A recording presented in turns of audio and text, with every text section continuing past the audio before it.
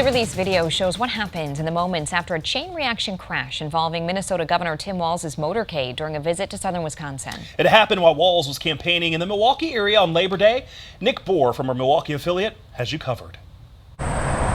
It was a chaotic scene. Dozens of people traveling in 3 motorcade vans and a host of federal and local law enforcement officers trying to figure out what happened and what to do next. With the Secret Service, I'm trying to track how many people will be going back to the site. A Milwaukee County deputy's body camera video shows them trying to sort it out. 18 within those two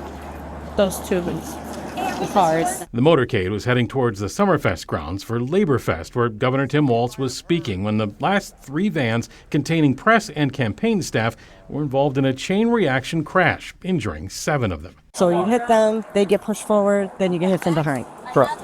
The vice presidential candidate was in a vehicle ahead of where the problem occurred here on 794 heading towards Milwaukee. It's clear in the report and the video the first van driver was able to avoid hitting the car stopped in traffic, but the other 2 couldn't stop in time. Ma'am, I'm sorry, you were bumped? No! Investigators say a Cudahy woman saw the motorcade coming up behind her on 794, which wasn't closed for Walz's motorcade, and she pulled over to the right, stopping still partially on the highway. Motorcade's doing their push. That vehicle ahead gets confused, abruptly goes to the right and stops. This person wants to swerve left and stop, and they can't swerve because there's traffic on the freeway. So they slam on the brakes and stop as fast as they can.